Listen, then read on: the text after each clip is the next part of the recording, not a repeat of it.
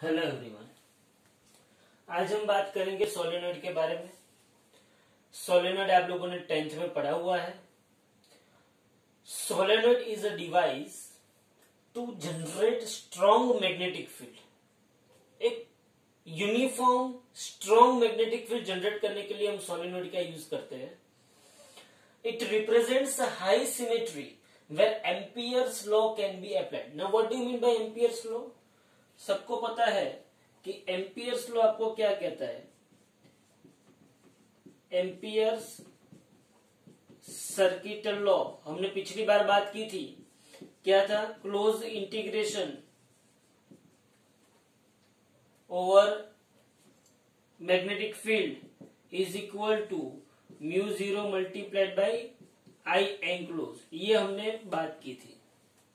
तो ये जो एम्पियर्स सर्किटल लॉ है वो यहाँ पे अप्लाई हो सकता है, क्योंकि यहाँ पे वो सिमेट्री को फॉलो करता है। अगर सिमेट्री को फॉलो करता है तभी हम एम्पियर सर्किटल लॉ अप्लाई कर सकते हैं, पहली बात। अब यहाँ पे सोलेनॉइड है क्या, बनाया कैसे जाता है? तो आप घर पे भी सोलेनॉइड बना सकते हो। आप कॉपर का वायर ले लो, ये पेन ले लो, ये पेन के ऊपर आप क्लोजली एकदम नियर क्लोजली ये कॉपर के वायर को क्या करो, बाउंड करो हेलिकल शेप में। ये कौन सा शेप बोला जाता है? Helical shape. Insulated closely bound wires कौन सा शेप है? यहाँ पे हेलिकल शेप है।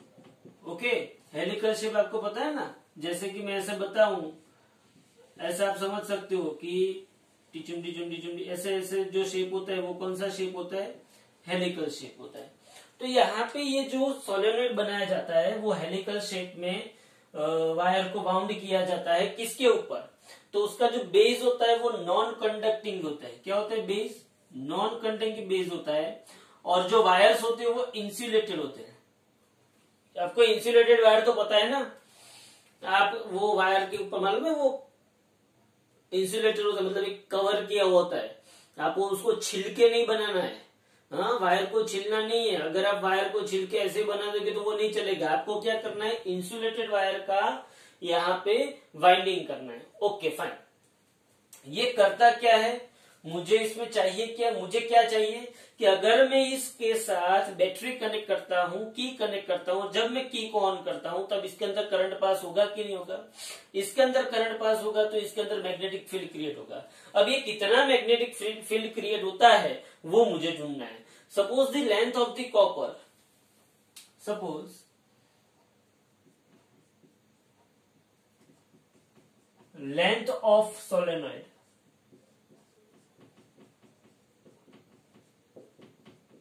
L है। यहां पे एक नई क्वांटिटी आती है, number of turns per unit length. Suppose कितनी है? स्मॉल है। What do you mean by number of turns per unit length? इसका मतलब ये हुआ कि स्मॉल n है क्या? Number of turns per unit length है। इसका मतलब ये हुआ कि मैं ऐसा लिख सकता हूं n/l। क्या मैं लिख सकता हूं कि नहीं लिख सकता हूं? Okay fine. लेकिन ये जो हम सोलेनॉइड की बात कर रहे हैं वो आइडियल सोलेनॉइड की बात कर रहे हैं। कौन से सोलेनॉइड की बात कर रहे हैं? Ideal solenoid. What do you mean bye ideal solenoid? Ideal solenoid मतलब क्या है कि इस सोलेनॉइड के आउटसाइड एजम्पशंस क्या क्या है? एजम्पशंस हमने क्या क्या लिए हुए हैं कि इस सोलेनॉइड के आउटसाइड, मतलब आउटसाइड ऑफ द सोलेनॉइड मैंने मैग्नेटिक फील्ड क्या लिया है? जीरो लिया है। क्या लिया? आउटसाइड ऑफ द सोलेनॉइड मैंने मैग्नेटिक फील्ड जीरो लिया है। दूसरा मैंने एजम्पशन क्या लिया है? Inside the solenoid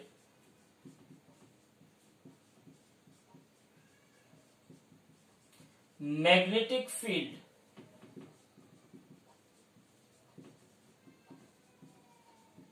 is uniform. Solenoid के इनसाइड मैग्नेटिक फील्ड क्या है? यूनिफॉर्म है। तीसरा मैंने एजम्पशन ऐसा लिया है आइडियल सोलेनॉइड के अंदर, और ये इनफाइनाइट सोलेनॉइड भी बोला जाता है कि इसके अंदर ये जो लेंथ है solenoid is very very greater than the radius of the solenoid. Length of solenoid is very very greater than the radius of the solenoid. ये सब छोटे छोटे एजम्पशंस है. बात क्या करनी मेरे को आप सुनो कि मुझे इसमें से पहली बात तो ये कि इसमें से अगर हम करंट पास करेंगे तो मैग्नेटिक फील्ड क्रिएट होगा. अब मैग्नेटिक फील्ड की डायरेक्शन क्या होगी, कैसे क्रिएट होगा, वो मैं आपको सिर्फ एक इमेजिनेशन बताता हूं क्या हो सकता है. आप इसको देखो. चलो ये बेस है, ये वायर बाउंडिंग है. अब इसको आप देखोगे तो यहां से करंट बाहर आता दिखेगा आपको, हाँ कि ना. यहां से करंट बाहर आता दिखा, यहां से करंट अंदर जाता दिखा. अगर यहां से करंट बाहर आता है तो इसका मतलब क्या हुआ, ये मैग्नेटिक फील्ड ऐसे जाएगी. यहां से भी करंट बाहर आता है, मैग्नेटिक फील्ड ऐसे. यहां से भी करंट बाहर आता है, मैग्नेटिक फील्ड ऐसे. तो मैग्नेटिक फील्ड ऐसे जाएगी कि नहीं जाएगी. और यहाँ पे करंट अंदर जा रहा है, करंट अंदर जाए तो मैग्नेटिक फील्ड ऐसे. तो यहाँ पे मैग्नेटिक फील्ड ऐसे जाएगी. तो यहाँ पे मैग्नेटिक फील्ड एंटी क्लॉकवाइज जाएगी, यहाँ पे मैग्नेटिक फील्ड क्लॉकवाइज जाएगी. अगर इसको रियलाइज करना है तो मैं दूसरा तरीका भी आपको बताता हूं. देखो आप इसको ऐसा समझ सकते हैं, इसका क्रॉस सेक्शन ले लो. इसका क्या ले लो, क्रॉस सेक्शन ले लो. यहां से करंट बाहर आता है, जहां से करंट बाहर आता है उसको मैं किससे रिप्रेजेंट करता हूं, डॉट से रिप्रेजेंट करता हूं. Okay fine. ओके. और यहां से करंट अंदर जाता है, तो उसको मैं किससे रिप्रेजेंट करता हूं, क्रॉस से रिप्रेजेंट करता हूं. अब सोचो इसका मैंने क्रॉस सेक्शन लिया है, ध्यान से समझो. यहां से करंट बाहर आ रहा है, यहां से करंट अंदर जा रहा है. जहां से करंट बाहर आ रहा है तो उसके आजू बाजू मैग्नेटिक फील्ड क्या होगी, बाहर आ रहा है तो एंटी क्लॉकवाइज, मतलब उसके आजू बाजू मैग्नेटिक फील्ड ऐसे होगी. सिमिलरली चलो ऐसा, सिमिलरली यहाँ पे क्या होगी, ये देखो ये बाहर आ रहा है तो इसकी मैग्नेटिक फील्ड ऐसे,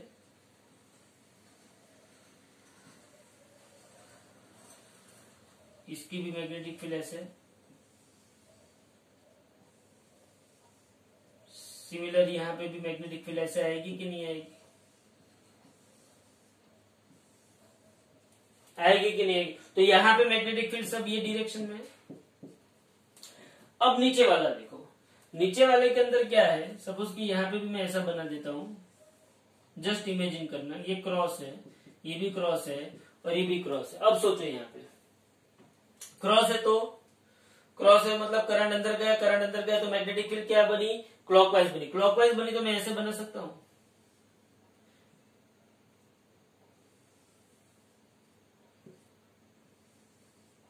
बोलो बना सकता हूं कि नहीं बना सकता.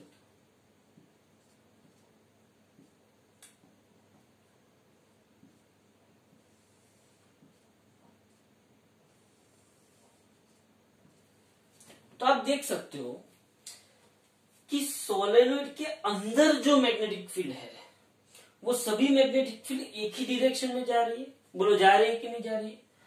और कुछ ऐसी आपको इमेज मिलेगी, अंदर जो मैग्नेटिक फील्ड है वो यूनिफॉर्म होगी. कैसी होगी, यूनिफॉर्म होगी और सेम डायरेक्शन में जाएगी. जाएगी कि नहीं जाएगी, बोलो. तो अंदर की जो मैग्नेटिक फील्ड है वो यूनिफॉर्म होगी और कैसे जाएगी, सेम डायरेक्शन में जाएगी. तो इसको हमें यहाँ पे क्या करना है कि अंदर जो मैग्नेटिक फील्ड है वो ढूंढना है, उसका मैग्नीट्यूड कितना है वो ढूंढना है. ध्यान से समझना, हमको बाहर की मैग्नेटिक फील्ड का कोई काम नहीं, क्योंकि हमने आइडियल सॉलिनॉइड के अंदर हमने ऐसे एजम्पशन लिया कि आउटसाइड सॉलिनॉइड मैग्नेटिक फील्ड हमने क्या लिया है, 0 लिया है. ध्यान से समझो.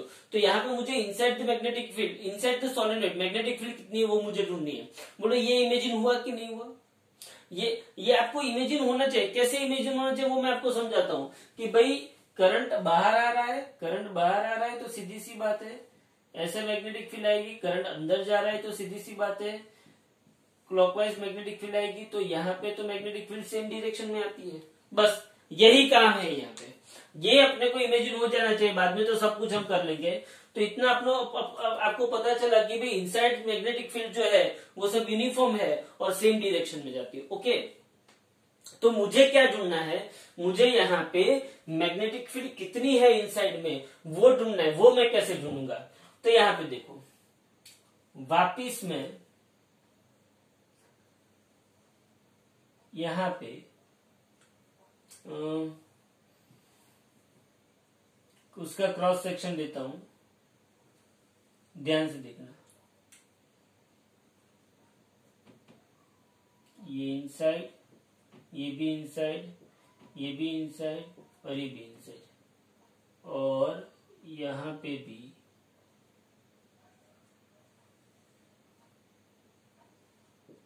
ये आउटसाइड। ये आप समझ रहे हो कि ये नंबर ऑफ टर्न्स ऐसे ऐसे ऐसे ऐसे ऐसे ऐसे ऐसे टर्न्स वाइंडिंग की है। हाँ, ये वाइंडिंग की है, उसको मैं यहाँ पे ये वाइंडिंग की है तो मैंने ऐसे उसको काट दिया तो आपको ऐसा मिलेगा कि नहीं मिलेगा, मिलेगा। अब मैं यहाँ पे क्या करता हूं, अब मैं यहाँ पे एक एम्पीरियन लूप कंसीडर करता हूं। क्या कंसीडर करता हूं, एम्पीरियन लूप। अब जब आप एम्पीरियन लूप कंसीडर करोगे तो क्या आपको उसके अंदर एक ही टर्न्स मिलेगा, नहीं, आपको उसके अंदर कितने नंबर ऑफ टर्न्स मिलेंगे, कुछ नंबर ऑफ टर्न्स मिलेंगे, आपको पता नहीं है कितने नंबर ऑफ टर्न्स मिलेंगे। लेकिन हम पहले एम्पीरियन लूप तो कंसीडर करें। तो सपोज मैंने कोई एक एम्पीरियन लूप कंसीडर की ऐसी, कोई मैंने एम्पीरियन लूप कंसीडर की ऐसी, ओके, ये कोई मैंने एम्पीरियन लूप कंसीडर की। थोड़ा सा स्ट्रेट कर देने का इसको,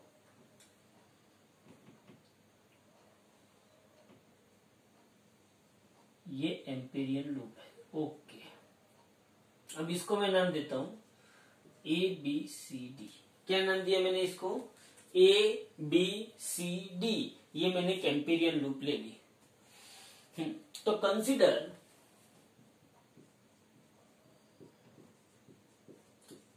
एन एम्पीरियन लूप, क्योंकि आपको पता है कि पिछली बार हमने देखा था कि बायो सावर्ट लॉ अप्लाई करो, उससे अच्छा तो हमारा कौन सा अप्लाई करना चाहिए, एम्पीरियन लूप अप्लाई करना चाहिए। एम्पीरियन लूप हमने कंसीडर की क्योंकि उसकी वजह से हमको मैग्नेटिक फील्ड बहुत अच्छी तरह से बहुत आसानी से मिल सकता है। तो consider N ampere loop ABCD, okay. ये मैंने एम्पीरियन लूप कंसीडर कर लिया। अब मुझे ये बताओ कि ये एम्पियर लूप पे अप्लाई एम्पीरियन सर्किटल लॉ।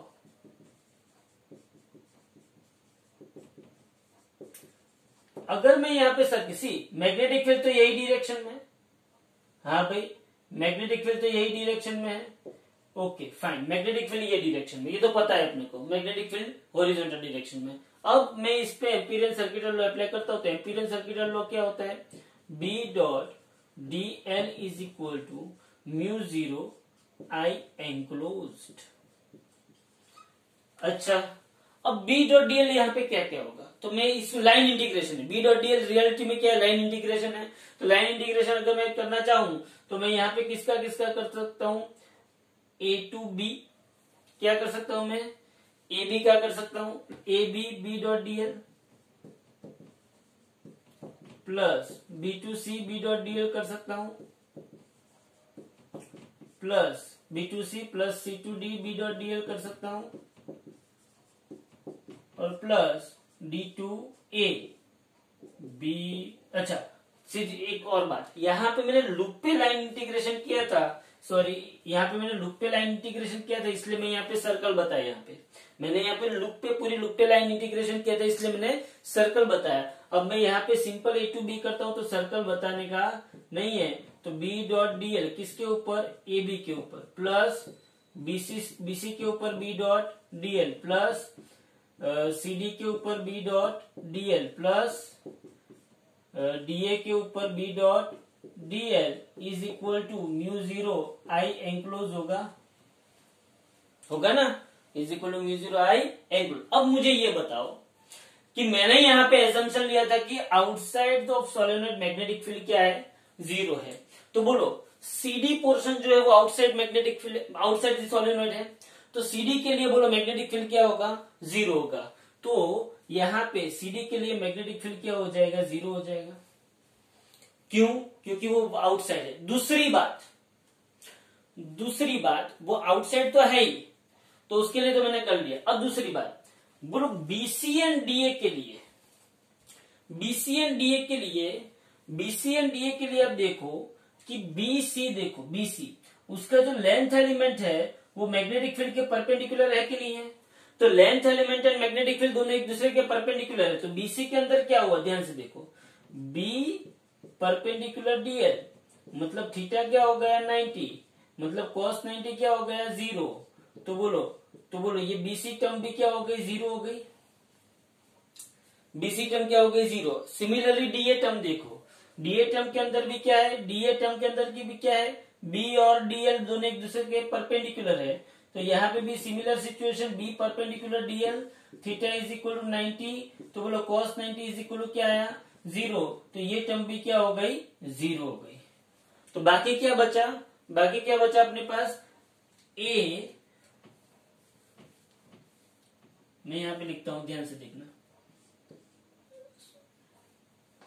बाकी मेरे पास बचा A B DL cos theta is equal to mu 0 I enclosed. अब मुझे ये बताओ कि यहाँ पे बी एंड डीएल, चलो इसका मतलब यहाँ पे एक और काम कर देते हैं, यहाँ पे जो डायरेक्शन बी की है वही डायरेक्शन डीएल की है के बी के अंदर, तो यहाँ पे मैं ऐसा लिख सकता हूँ बी पैरेलल क्या है डीएल, बी पैरेलल डीएल, तो थीटा क्या हो गया 0, तो cos 0 क्या हो गया 1। तो इसका मतलब ये हुआ कि यहाँ पे मैं simple B DL is equal to mu 0 I enclose लिख सकता हूँ। अगर मैं ऐसा लिखा B DL is equal to mu 0 I enclose, तो मैं बी बाहर निकाल सकता हूँ, मैं बी कांस्टेंट है ना, बी यूनिफॉर्म है, कांस्टेंट है, तो बी बाहर निकाला, integration DL is equal to mu 0 I enclose. तो बी, सपोज कि इसकी लेंथ कितनी है, एल है, कितनी है सोलेनोइड की लेंथ कितनी है, तो यहाँ पे मैंने इसकी लेंथ कितनी ले ली, एल ले ली। अब यहाँ पे देखो,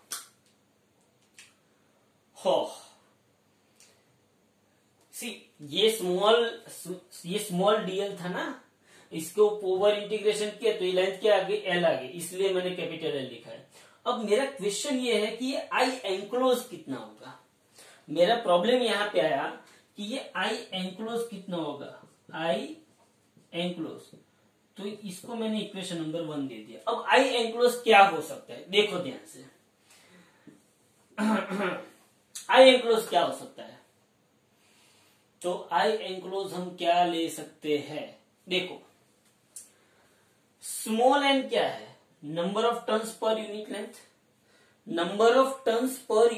स्मॉल एन क्या है, number of turns per unit length, मतलब कि 1 यूनिट लेंथ है उसमें कितने नंबर ऑफ टर्न्स है, स्मॉल एन, मतलब कि 1 लेंथ होगी तो इसमें कितने नंबर ऑफ टर्न्स है, n नंबर ऑफ टर्न्स है, 1 लेंथ में n नंबर ऑफ टर्न्स है, तो l लेंथ में कितने नंबर ऑफ टर्न्स हो गए, n into L number of turns हो गए। 1 लेंथ में n नंबर ऑफ टर्न्स है, तो l लेंथ में l into n number of turns हो गए। अब ये जो करंट I बह रहा है, वो 1 टन में बह रहा है, कितने टन में बह रहा है, पूरा करंट नहीं है, 1 टन में, 1 टन में I करंट बहता है। चलो 1 टन में ये NL क्या मिले, नंबर ऑफ टर्न्स मिले ना, अरे हाँ के ना तो बोलो, ये NL क्या मिले आपको, नंबर ऑफ टर्न्स। इसको दूसरी तरीके से भी लिख सकता हूं, चलो ऐसा नहीं लिखना है, आपको पसंद नहीं है, दूसरी तरीके से लिखते हैं। चलो here n is equal to n by L, so capital N is equal to क्या होगा, NL होगा। ये क्या हो गया, टोटल नंबर ऑफ टर्न्स मिल गए, टोटल नंबर ऑफ टर्न्स। अब 1 टन में I करंट बहता है, तो NL टन में कितना करंट बहेगा, तो टोटल करंट कितना आया, NLI आया, टोटल आई एंक्लोज कितना है, NL आया, तो इसको क्या लगा दो, इक्वेशन नंबर 2, तो substitute equation 2 in 1, substitute equation 2 in 1, तो बोलो B into L is equal to mu zero N L I हुआ, एल एल कट हुए तो B is equal to mu zero N I. So this is the equation of the magnetic field inside the solenoid. ध्यान से देखो, एक बार इसको अच्छी तरह से ऑब्जर्व करो. B इज इक्वल टू क्या है, म्यू जीरो स्मॉल एन आई. स्मॉल एन क्या है, number of turns per unit length. तो इसको ध्यान से ऑब्जर्व करो. क्या किया मैंने सोलेनॉइड के अंदर, मैंने क्या किया, इसको ध्यान से ऑब्जर्व करो. बोलो क्या किया. सोलेनॉइड क्या है, it is used to generate strong magnetic field. It represents high symmetry where Ampere's law can be applied. तो सोलेनॉइड के अंदर ये उसका डेरिवेशन है सिंपल सा. सोलेनॉइड के अंदर हम क्या लेते हैं, इंसुलेटेड क्लोजली बाउंड वायर्स लेते हैं जिसको हम हेलिकल शेप में रखते हैं. ये जो बेस होता है वो कैसा होता है, नॉन कंडक्टिंग होता है. ऐसे हम उसको वाइंडिंग करते हैं. यहाँ पे बैटरी रखी, यहाँ पे की रखी. जैसे की क्लोज की, बैटरी ऑन की, मतलब यहाँ पे करंट पास हुआ, करंट पास हुआ, करंट पास हुआ, तो यहाँ पे मुझे ऐसी मैग्नेटिक फील्ड बना के देगा.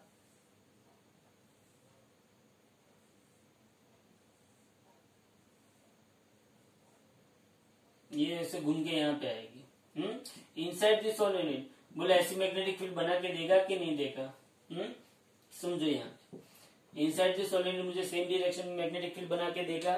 तो मैंने आपको बताया कि यहाँ पे करंट बाहर आ रहा है, यहाँ पे करंट अंदर जा रहा है. जहां से करंट बाहर आ रहा है वहां पे anti clockwise, anti clockwise, anti clockwise.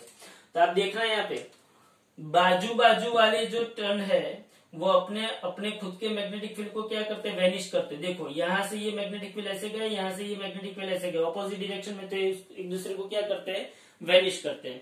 तो यहाँ पे मैंने एम्पियर सर्किट लॉ अप्लाई करना है. तो यहाँ पे मैंने क्या लिया, suppose the length of the solenoid is capital L, number of turns per unit length is small N.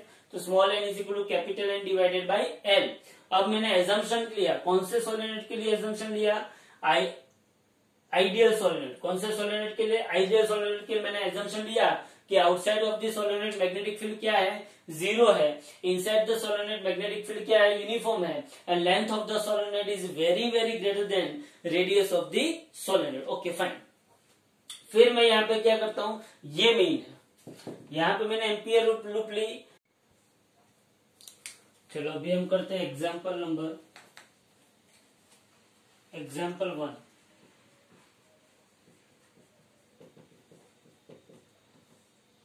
ध्यान से देखना. एग्जाम्पल 4.1 के अंदर मैंने आपको आगे भी एक इक्वेशन लिखवाया था कि करंट कैरिंग वायर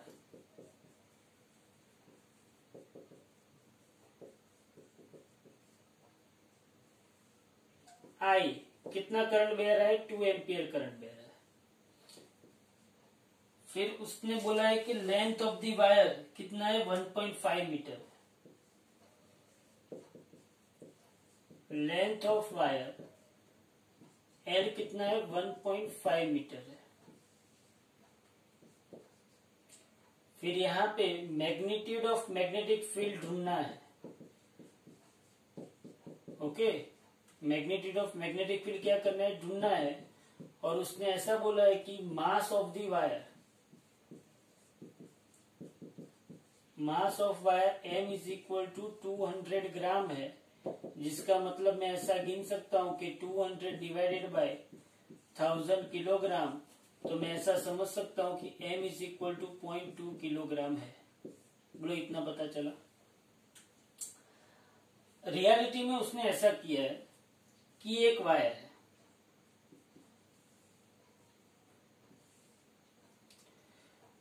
इस वायर में करंट ऐसे आई बह रहा है और मैग्नेटिक फील्ड जो है वो अंदर की डायरेक्शन में अंदर जा रही है. ये मैग्नेटिक फील्ड है. तो पहली बात तो ये है कि मुझे एक इक्वेशन पता है, कौन सा equation, magnetic force on current carrying wire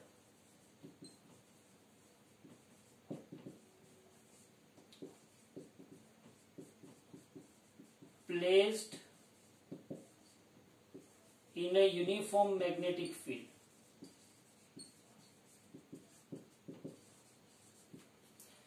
magnetic force on a current carrying wire placed in a uniform magnetic field. बोलो मैग्नेटिक फोर्स का इक्वेशन क्या है? मैग्नेटिक फोर्स का इक्वेशन आपके पास है F is equal to I into L cross B. ये आपके पास मैग्नेटिक फोर्स का इक्वेशन है। अगर उसका आप मैग्नीट्यूड लेंगे तो आई एल बी क्या रहेगा? साइन थीटा रहेगा।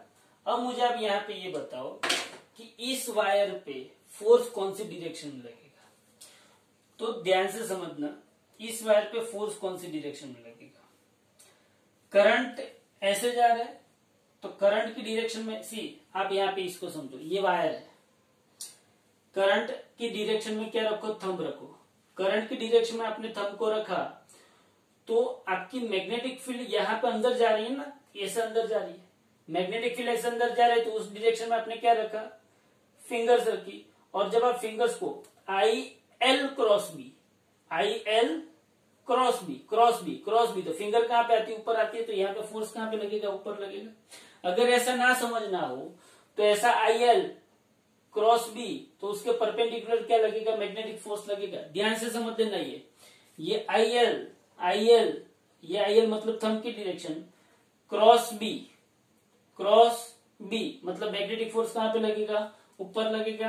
तो यहां पे मैग्नेटिक फोर्स कहां पे लग रहा है? ऐसे ऊपर लग रहा है। और इस मैग्नेटिक फोर्स को बैलेंस कौन कर रहा है? ग्रेविटेशनल फोर्स माजी। हाँ, तो here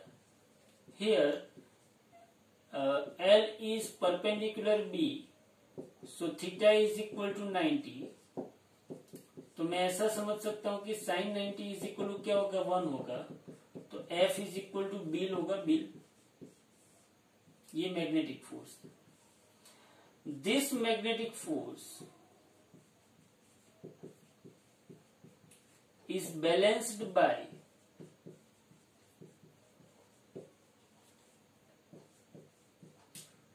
force due to gravity. तो फोर्स ड्यू टू ग्रेविटी क्या होगा? M इज इक्वल टू माजी होगा। इसको दे दो equation number 2। So F M is equal to F, बोलो F M is equal to F, तो यहाँ पे क्या होगा? B I L is equal to माजी होगा कि नहीं होगा? तो मैं यहाँ पे बी को सब्जेक्ट ऑफ इक्वेशन बनाऊ तो माजी बाई क्या होगा? आई एल होगा कि नहीं होगा? बोलो आपको आगे आ जाएगा। यहाँ पे b इज इक्वल टू, ये क्या है? 0.2 है, ये 9.8, ये I2 है, और ये कितना है? 1.5। इसको सॉल्व करोगे तो आपको समथिंग टेक्ला आपको क्या मिलेगा? मैग्नेटिक फील्ड मिलेगा। सिंपल क्वेश्चन, माजी इज इक्वल टू बिल। रियलिटी में आप याद रखने जाओ तो क्या होगा? माजी इज इक्वल टू बिल। सिंपल न्यूमेरिकल, कोई बड़ी बात नहीं है। तो ये क्या हो गया? एग्जाम्पल 4.1। सिमिलरली मैं एग्जाम्पल 4.2 अगर देता हूं, एग्जाम्पल में 4.2 लेता हूं, तो 4.2 के अंदर आपको ऐसा बोला है कि मैग्नेटिक फील्ड जो है, कौन सा फील्ड है? मैग्नेटिक फील्ड जो है वो पॉजिटिव वाई एक्सिस में है। कौन सी एक्सिस में है? मैग्नेटिक फील्ड कौन सी एक्सिस में? पॉजिटिव वाई एक्सिस में। अच्छा, मैग्नेटिक फील्ड अगर पॉजिटिव वाई एक्सिस में है तो मैं magnetic field B vector is equal to, vector B is equal to B का मैग्नीट्यूड, और पॉजिटिव वाई एक्सिस मतलब मैं जे कैप लिख सकता हूं। और velocity of charge particle, velocity of charge particle, velocity of charge particle v is equal to कहां पे है? पॉजिटिव एक्स एक्सिस में, पॉजिटिव एक्स एक्सिस पे। अगर वो पॉजिटिव एक्स एक्सिस पे है तो मैं ऐसा लिख सकता हूं, velocity vector v is equal to V I cap लिख सकता हूं। ये क्या होगा? टकले में आएगा, और ये किस में आएगा? मीटर पर सेकेंड में आएगा। तो मैग्नेटिक फील्ड कहां पे है? पॉजिटिव वाई एक्सिस में है। Velocity vector positive x axis में है। यहाँ पे लॉरेंट्ज फोर्स आपको ढूंढना है। कौन सा फोर्स ढूंढना है? लॉरेंट्ज फोर्स। किस पे? एक बार प्रोटॉन पे और एक बार इलेक्ट्रॉन पे। तो लॉरेंट्ज फोर्स का इक्वेशन कौन मुझे बताएगा? याद करो, मैं लॉरेंट्ज फोर्स का इक्वेशन लिखा था F is equal to Q into E plus V cross B.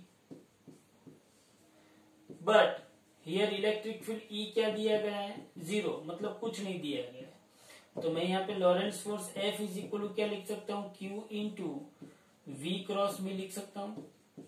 Lawrence force F is equal to क्या लिख सकता हूँ, Q into V cross B। अब ध्यान से सुनो, यहाँ पे V क्या है मेरे पास, V क्या है मेरे पास, V I cap cross B क्या है मेरे पास, B J कैप। तो मैं यहाँ पे ऐसा लिख सकता हूँ, F is equal to Q V B in bracket मैं क्या लिख सकता हूँ, I क्रॉस J लिख सकता हूँ। बट I क्रॉस J क्या होता है, K होता है। तो F इज इक्वल टू मैं क्या लिख सकता हूँ, क्यू वी बी के। यहाँ पे रीजन लिख दूंगा कि I क्रॉस J क्या होगा, K होगा। बोलो समझ में आया? ये भी सिंपल से मैं समझ में आया यहाँ पे। बस अब एक बार प्रोटॉन ले लो और एक बार क्या ले लो, इलेक्ट्रॉन। चलो प्रोटॉन लोगे तो क्या होगा, प्रोटॉन लोगे तो क्या होगा, चलो प्रोटॉन लोगे तो Q इज इक्वल टू क्या आएगा, प्लस E आएगा। बोलो प्रोटॉन लोगे तो क्या होगा, Q is equal two plus E आएगा कि नहीं आएगा। हाँ, तो प्रोटॉन के लिए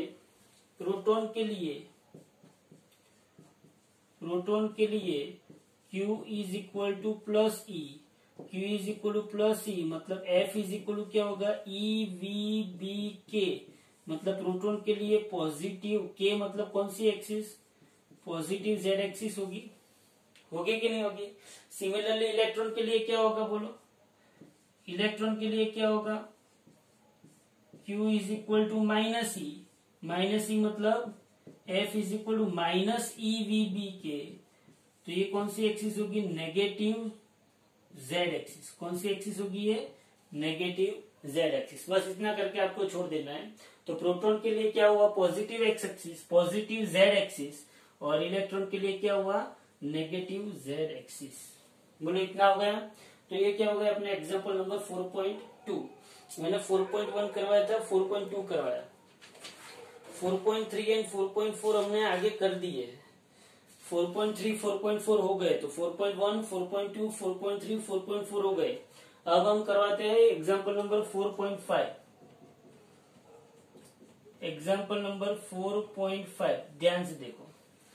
एग्जांपल नंबर 4.5 में क्या है, an element dl is equal to dx I cap is placed at the origin and carries a current I is equal to 10 ampere. इसमें एक फिगर आपको दी है, dl is equal to length element delta L is equal to delta x I cap. मतलब मैं ऐसा लिख सकता हूँ, ओके। और उसके अंदर करंट कितना बह रहा है, इसके अंदर current I is equal to कितना बह रहा है, 10 एम्पियर बह रहा है, okay. What is the magnetic field on the y axis at distance of 0.5 metre.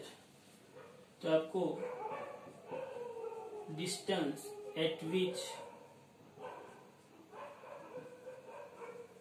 magnetic field we want to find, R is equal क्या दिया हुआ है आपको, 0.5 मीटर। ध्यान से देखो, चलो यहाँ पे। तो यहाँ पे आपको जो फिगर दी है वो ऐसी कुछ है, ये एक्स एक्सिस, यहाँ पे एक स्मॉल लेंथ एलिमेंट दिया है डेल्टा है, करंट ऐसे पास हो रहा है, डेल्टा एल दिया है, मतलब कि delta L is equal to delta X magnitude. ये एक्स है, ये वाई एक्सिस है। तो आपको वाई एक्सिस पे यहां से कितने डिस्टेंस पे, 0.5 मीटर डिस्टेंस पे आपको क्या ढूंढना है, इस पॉइंट पे मैग्नेटिक फील्ड ढूंढना है। ये डेल्टा एल, इसके अंदर करंट ऐसे पास हुआ, आपको यहाँ पे मैग्नेटिक फील्ड ढूंढना है। क्या करें, बहुत ही इजीली आप इसको समझ सकते हैं। पहली बात तो ये कि P पॉइंट पे मैग्नेटिक फील्ड अंदर की ओर आएगा कि बाहर की ओर आएगा, बोलो मुझे ये बताओ। देखो मैंने क्या बोला था, मैग्नेटिक फील्ड की डायरेक्शन ढूंढनी है। करंट जो डायरेक्शन में रहता है उसको थंब लगा दो, और जिस जगह पे मुझे मैग्नेटिक फील्ड ढूंढना है, सपोज कि ये करंट ऐसे जा रहा है, मुझे यहाँ पे मैग्नेटिक फील्ड ढूंढना है, यहाँ पे, तो मैं ऐसे रखूंगा। अगर मुझे यहाँ पे मैग्नेटिक फील्ड ढूंढना है तो मैं ऐसे रखूंगा। अगर मुझे यहाँ पे मैग्नेटिक फील्ड ढूंढना है तो मैं ऐसे रखूंगा कि नहीं रखूंगा। अगर मुझे यहाँ पे मैग्नेटिक फील्ड ढूंढना है तो मैं ऐसे रखूंगा कि नहीं रखूंगा। तो यहाँ पे देखो ऐसे गया गया गया, ऐसा है, तो ऐसे करंट जा रहा है, और ये पॉइंट है जहाँ पे मुझे ये पॉइंट है जहाँ पे मुझे मैग्नेटिक फील्ड चाहिए। तो बोलो मैग्नेटिक फील्ड बाहर आएगा कि अंदर जाएगा। ऐसा करंट है टीचिंग बाहर आया कि नहीं आया। तो पी पॉइंट पे मैग्नेटिक फील्ड कहाँ पे आएगा, मैग्नेटिक फील्ड कहाँ पे आएगा, आउटवर्ड आएगा। कहाँ पे आएगा magnetic field, outward. P point पे मैग्नेटिक फील्ड कहाँ पे आएगा, आउटवर्ड। ओके चलो, अब यहाँ पे मैग्नेटिक फील्ड ढूंढे कौन से इक्वेशन से, तो मेरे पास बायो सावर्ट लॉ है। बोलो बायो सावर्ट लॉ क्या कहता है मुझे,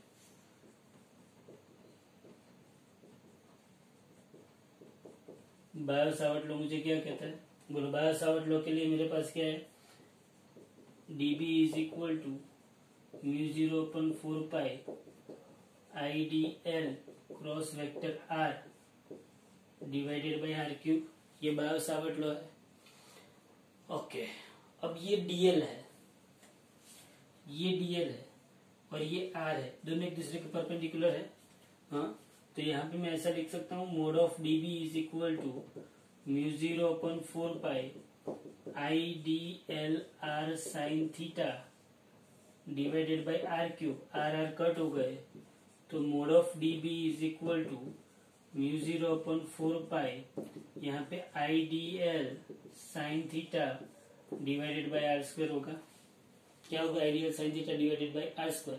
but DL and R perpendicular है, but DL is perpendicular to the R, तो थीटा 90 है, तो साइन 90 क्या हो जाएगा, 1। ओके, तो बोलो mod of dB is equal to क्या होगा, μ0/4π IDL बाई R²। अब बोलो μ0 पता है क्या है, क्या है μ0, μ0 क्या है बोलो, μ0 मेरे पास है 4π इंटू 10⁻⁻7 डिवाइडेड बाई 4π। I मेरे पास कितना है, 10 एम्पियर। DL मेरे पास कितना है, डेल्टा x इंटू आई कैप।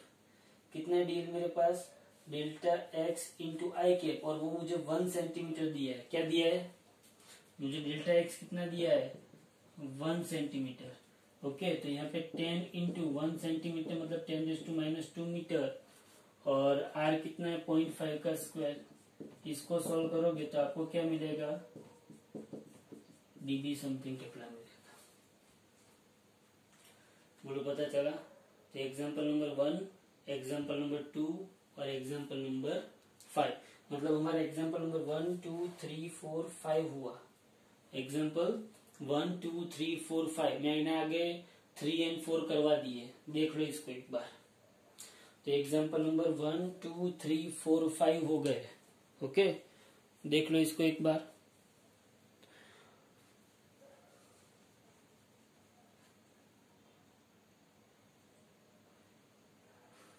ओके, तो ये क्या हो गया, एग्जांपल 1 2 3 4 5। अब आगे बढ़ते हैं। 5 हो गया, तो उसके बाद हम 6 भी कर लेते हैं, 7 भी कर लेते हैं, 8 हो गया है, और 9 एंड 10 करते हैं। 6 7 9 10 ये 4 हम कर देते हैं। ओके, 6 7 9 10।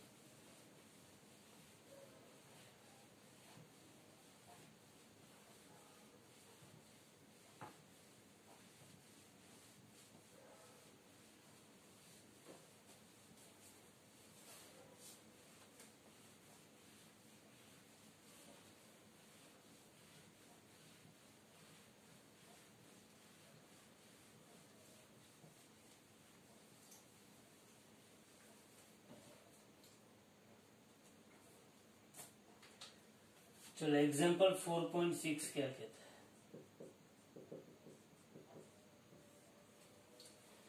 एग्जाम्पल 4.6 के अंदर उसने कुछ ऐसा बोला है कि a straight wire carrying a current of 12 ampere bent into a semicircle of arc 2 centimeter। एक स्ट्रेट वायर है, इसके अंदर करंट कितना बह रहा है 10 एम्पियर। अब इसको मैंने ऐसी सेमी सर्कुलर लूप में कन्वर्ट किया जिसका रेडियस कितना है 2 सेंटीमीटर। मतलब कि करंट ऐसे जा रहा है, ऐसे जा रहा है, ऐसे जा रहा है। ओके, ये स्ट्रेट वायर है जिसके अंदर करंट 10 एम्पियर जा रहा है, उसको मैंने एक सेमी सर्कुलर लूप में क्या किया, कन्वर्ट किया। हो तो इस सेमी सर्कुलर लूप की वजह से इस सेंटर सी पे मैग्नेटिक फील्ड कितना होगा, ध्यान से समझो। पहली बात तो ये है कि बायो-सावर्ट लॉ क्या कहता है, dB is equal to mu 0 upon 4 pi I dl cross r divided by R cube. ये क्या है, r है। इस सेगमेंट के लिए ध्यान से देखो, इसको मैं नाम देता हूं, इसको मैं नाम देता हूं M N O P Q। ध्यान से अगर इसको देखो तो ये mod of dB is equal क्या हो जाता है, mu 0 I upon 4 pi dl r sine theta divided by R cube. ये थीटा क्या है, dl और r के बीच का एंगल। तो आप इसको देख सकते हो कि फॉर mn जो स्ट्रेट वायर है, कौन सा वायर है, स्ट्रेट वायर है, उसका जो आइडियल है, उसका जो आइडियल है और यहाँ पे जो r है, बोथ आर पैरेलल है, तो थीटा क्या हो जाएगा 0, मतलब साइन 0 क्या हो जाएगा 0। तो इसकी वजह से जो dB होता है वो क्या हो जाएगा 0। तो ये mn सेक्शन की वजह से dB क्या हो जाता है 0। सिमिलरली ये जो PQ सेक्शन है, कौन सा सेक्शन है, फॉर PQ सेक्शन के लिए भी क्या होगा, dl और r आइडियल एंड पैरेलल हो गए तो थीटा क्या होगा 0, थीटा 0 होगा तो साइन 0 क्या होगा 0। तो यहाँ पे भी मोड ऑफ dB क्या हो जाएगा 0 हो जाएगा। समझ आ रहा है। तो इसका मतलब ये हुआ, इसका मतलब ये mn portion and PQ portion दोनों के लिए मैग्नेटिक फील्ड जनरेट होगा नहीं। Very good. अब क्या कर, अगर इन दोनों की वजह से नहीं होता है तो अभी तो क्या बचा, सिर्फ आर्क बचा।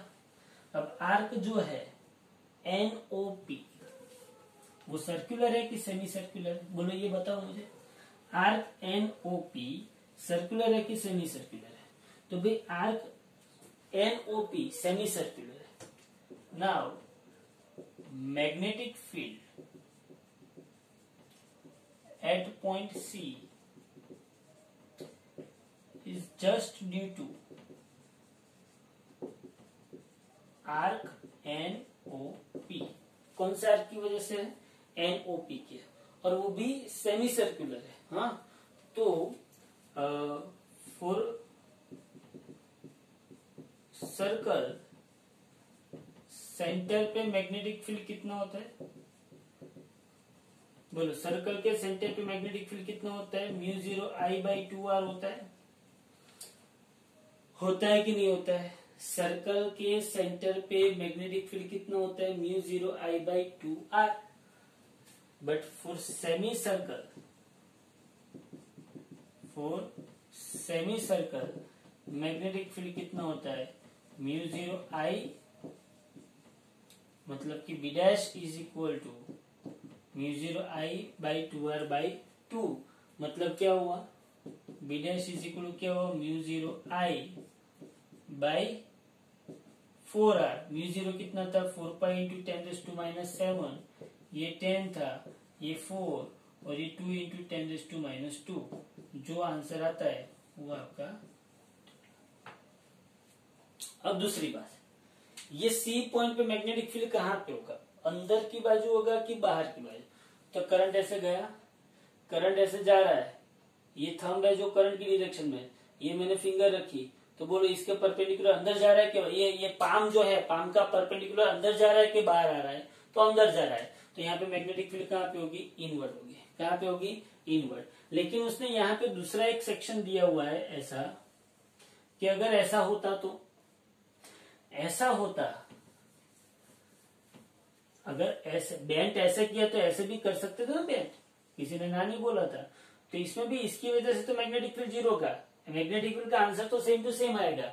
लेकिन यहाँ पे जो मैग्नेटिक फील्ड मतलब मैग्नेटिक फील्ड क्रिएट होगा, ये पॉइंट सी पे, ये पॉइंट सी पे जो मैग्नेटिक फील्ड क्रिएट होगा, ऐसे आपने रखा, ऐसे ऐसे ऐसे ऐसे करके यहाँ पे आया, पाम यहाँ पे आया, तो बोलो उसका परपेंडिकुलर बाहर आया कि अंदर आया, बाहर आया।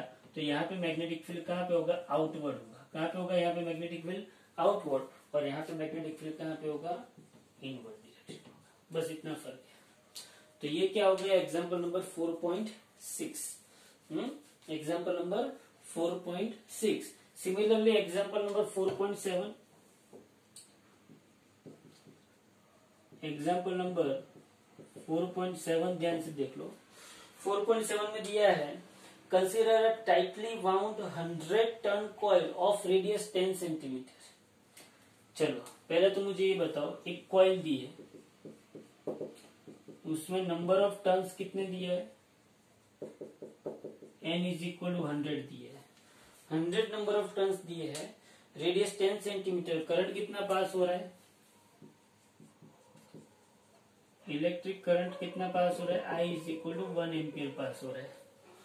Okay, what is the magnitude of magnetic field at the centre of the coil, और उसका रेडियस दिया है 10 सेंटीमीटर।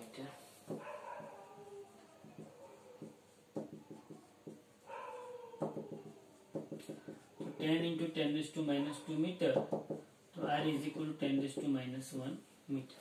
कॉइल है, बोलो कॉइल के सेंटर पे मैग्नेटिक फील्ड का इक्वेशन क्या था, magnetic field at centre of coil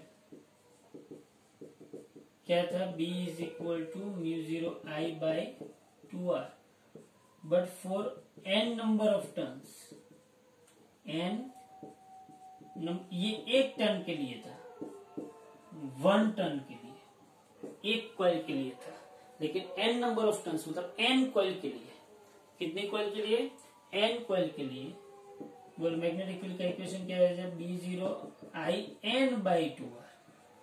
बस बात खत्म हो गई। B इज इक्वल टू μ0 कितना है 4 पाई इंटू 10⁻⁷, ये 2, R कितना है 10⁻⁻1, I कितना है 1 और n कितना है 100। जो भी आता है वो आंसर लिख दो, समथिंग टैकला आएगा।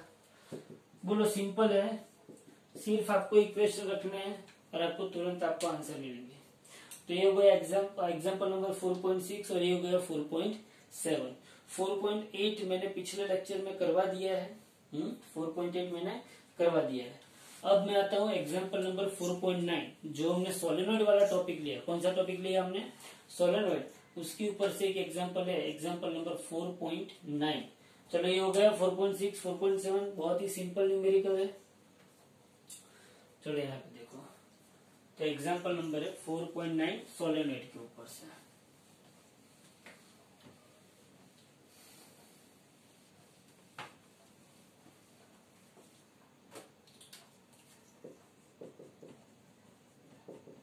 एग्जाम्पल नंबर 4.9, बहुत ध्यान से समझो। एग्जाम्पल नंबर 4.9 मैंने जो जो बोला था वो याद करो कि सोलेनॉइड को आइडियल सोलेनॉइड कब बोलते हैं, याद करो। सोलेनॉइड को हमने आइडियल सोलेनॉइड कब बोला था, जब उसकी लेंथ उसकी रेडियस के कंपैरिजन में बहुत ज्यादा है, तब मैंने उसको आइडियल सोलेनॉइड बोला था। जब उसकी लेंथ उसके रेडियस के कंपैरिजन में बहुत ज्यादा है, तब मैंने उसको क्या बोला था, आइडियल सोलेनॉइड। तो कोई भी सोलेनोइड आइडियल सोलेनोइड कब मिलता है, जब उसकी लेंथ जो है वो उसके रेडियस से बहुत बहुत ज्यादा होगी, तब मैं उसको कौन सा सोलेनोइड बोलूंगा, आइडियल सोलेनोइड बोलूंगा। अब यहाँ पे देखो, यहाँ पे a solenoid of length 0.5 metre,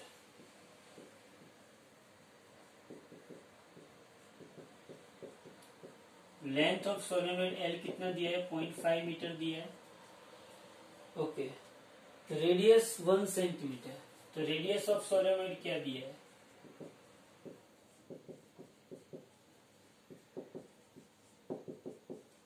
1 centimetre, तो R is equal to 10⁻² metre हुआ। नाउ आप लेंथ डिवाइडेड बाय R करोगे तो ये 0.5 मीटर और ये 10⁻² मीटर कितना होगा बताओ। तो लेंथ बाय R करोगे तो ये 50 हुआ।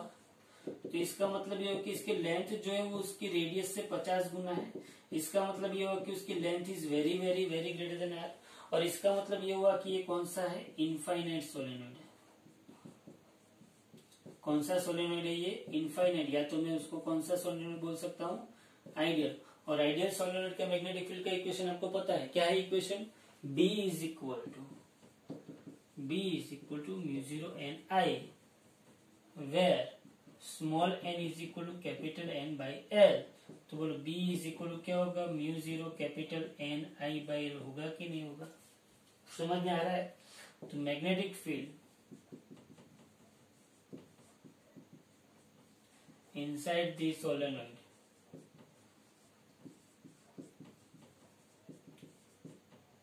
बोलो ये इक्वेशन आएगा, B is equal to μ0 capital N I by L। अब मुझे करंट कितना दिया है इसके अंदर,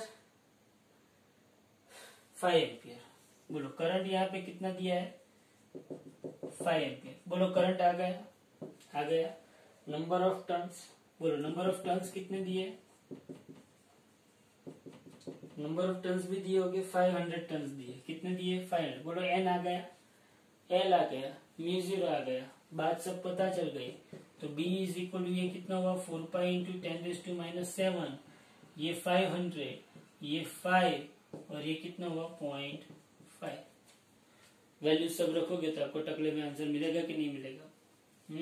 तो ये हो गया एग्जांपल नंबर 4.9 सोलेनोइड के बेस पे। कौन सा सोलेनोइड दिया हमने यहाँ पे, इनफाइनाइट। कैसे पता चला हमको ये इनफाइनाइट सोलेनोइड है, तो उसकी जो लेंथ है उसके रेडियस के कंपैरिजन में बहुत बहुत बहुत बहुत बहुत बहुत ज्यादा है, इसलिए इसको कौन सा सोलेनोइड बोलते हैं, इन 50 गुना ज्यादा है लेंथ उसकी रेडियस से 50 गुना। इतना लंबा सा सोलेनोइड, उसकी लेंथ अगर उसकी रेडियस इतनी है तो उससे 50 गुना ज्यादा उसकी क्या है, लेंथ है। तो उसको इनफाइनाइट सोलेनोइड बोल सकते हैं और आइडियल सोलेनोइड भी बोल सकते हैं। इक्वेशन आपके सामने है, सिंपल। अब यहाँ पे देखो, चलो तो ये हमने कौन सा एग्जाम्पल किया, एग्जाम्पल 4.9। अभी हमारे 10, 11, 12 एंड 13 ये 4 एग्जाम्पल हमारे बाकी रहते हैं। वो 4 एग्जाम्पल हम थोड़े से और थियरी करवाने के बाद करेंगे। तो बोलो इतना पता चल गया। तो हम लोगों ने सोलेनोइड की थियरी कंप्लीट की और एग्जाम्पल नंबर 1 से लेके एग्जाम्पल नंबर 9 तक कंप्लीट किया। Okay, thank you.